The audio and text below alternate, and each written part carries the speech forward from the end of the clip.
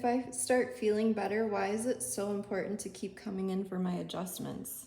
It's so common that people will start chiropractic care, physical therapy, exercise, you name it, and you've been living in a real crappy space with pain and limitation, all of a sudden you feel better and you're like, I'm good. I want you to think about recovery as a line, and above the line, you're pain-free, and below the line, you're in pain. There's a whole lot of space between getting out of pain and actually having optimal function and healthy range of motion and good stability and good strength and the tolerance to do the things your body wants you or you want to do with your body versus I'm in pain.